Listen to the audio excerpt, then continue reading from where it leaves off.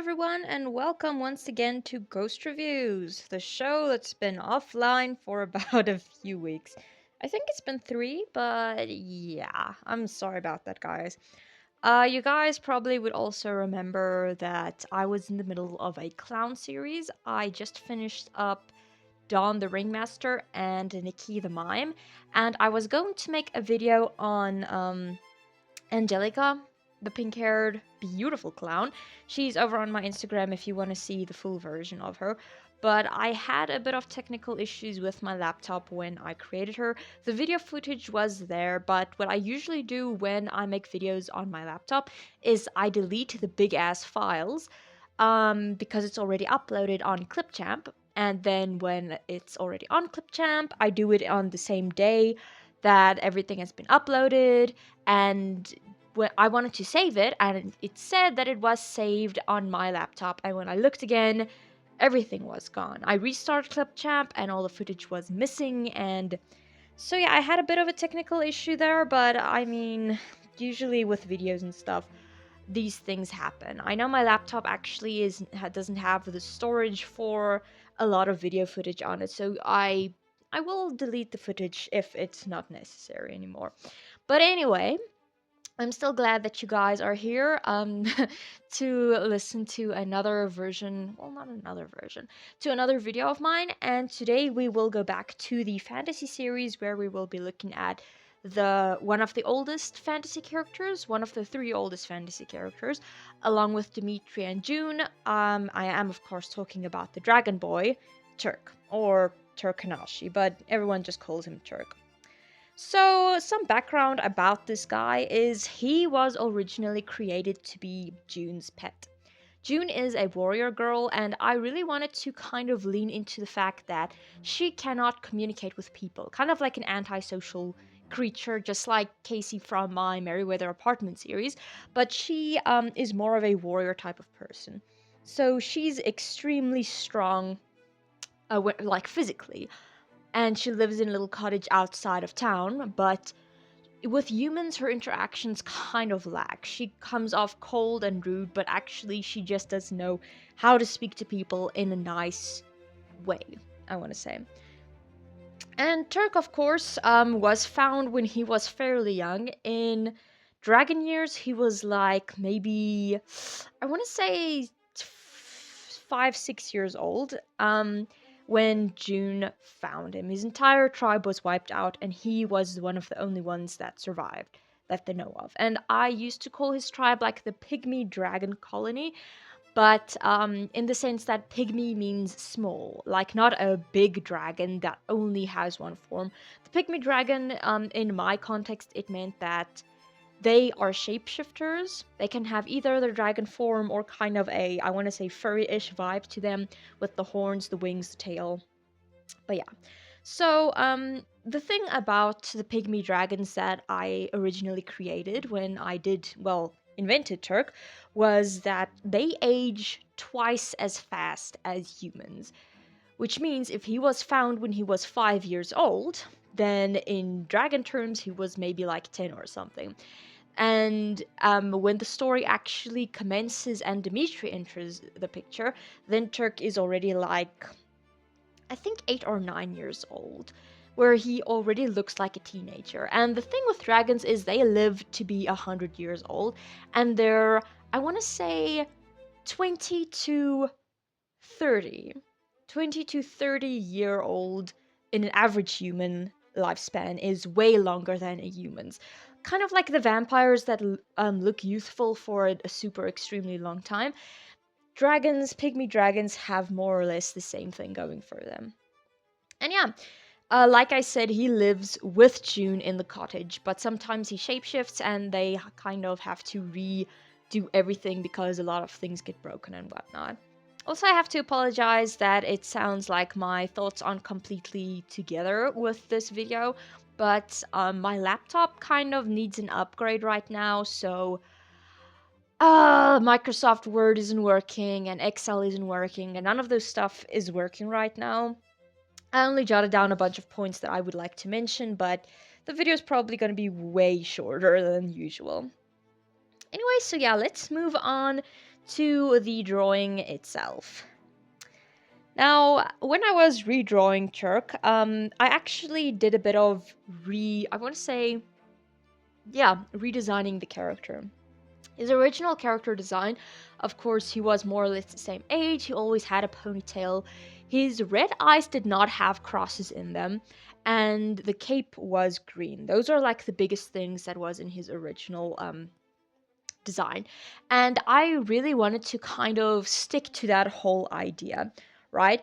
Where he has super dark skin and light hair, because the contrast in especially anime characters looked super nice. And I did give him red eyes in a very early version of him, but I think originally he also had gold eyes like Cleo, the angel boy.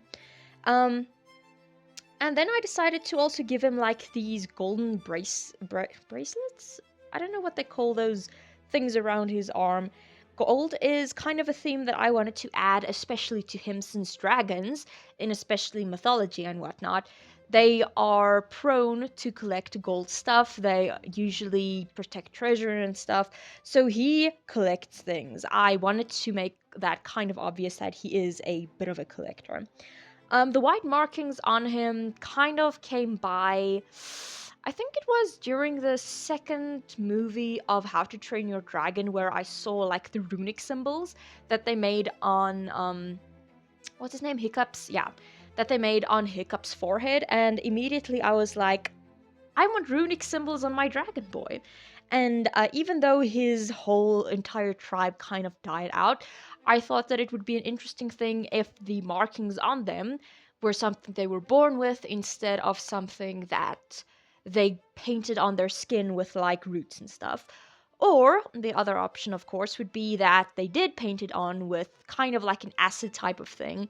Like, I know some tribes also create like scarring, but instead of creating patterns on the skin, they would more like paint on the skin and kind of stain it, permanently stain it, to have these markings kind of like forever. Yeah. Of course, the whole fantasy theme of the God's Torment kind of centered around the fact that I really, really extremely love the idea of pointed ears. Normally humans don't have it, and elves have it, and dragons would probably have it if they return to their human form. I guess it is still debatable, but the idea of pointed ears always seemed interesting to me, so I kept it.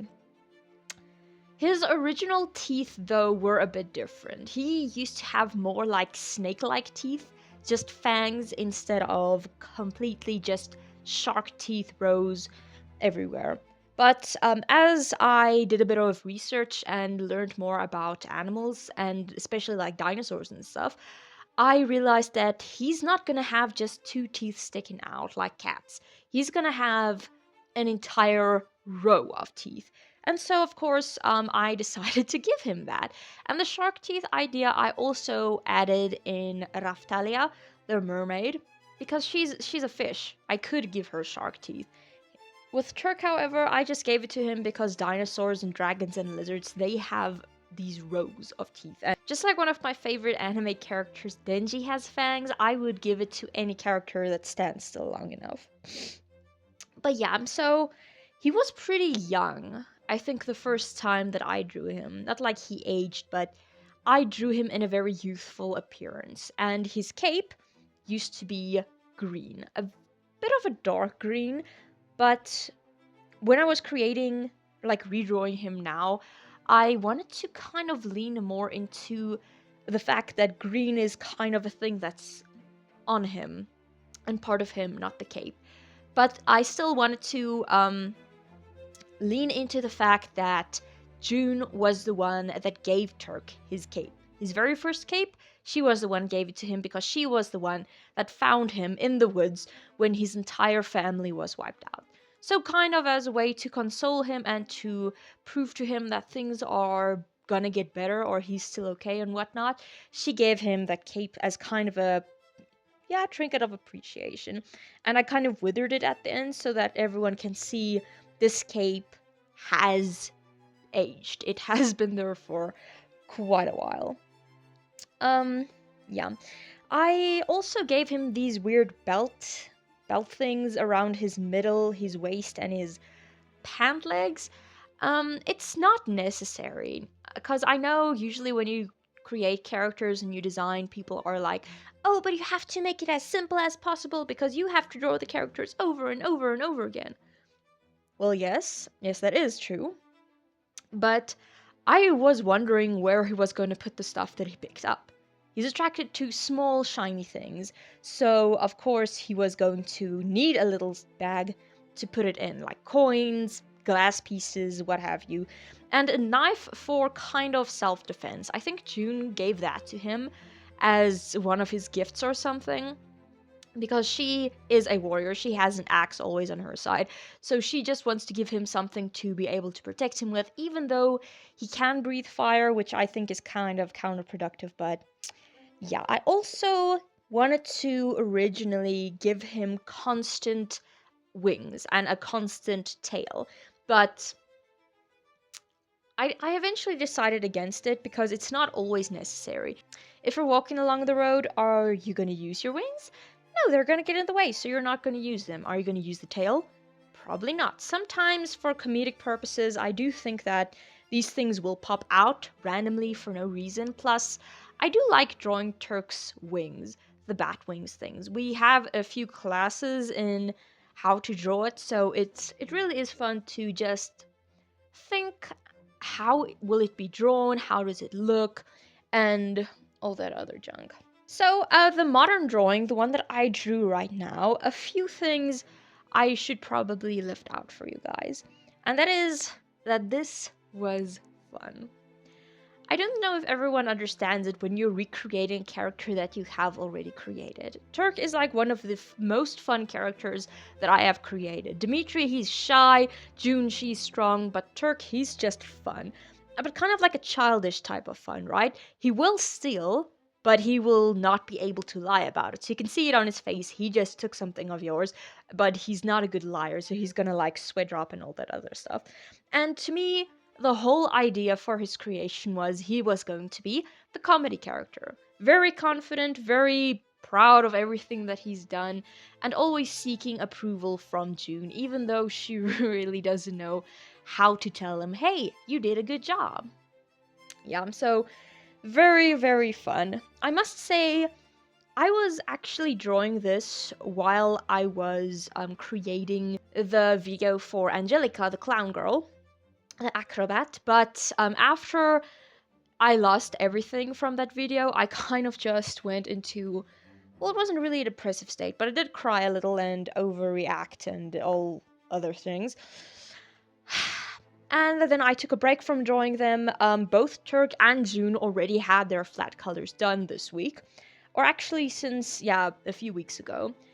And I took a break from drawing because I could go on holiday, and I took the chance to just relax and go visit my boyfriend's family and have a break down there. But yeah, so now when I came back to the shading, it was actually very fast and very easy. And I also did another drawing this week that is not on the record because it is a gift for someone. But yeah, I had a lot of practice this week.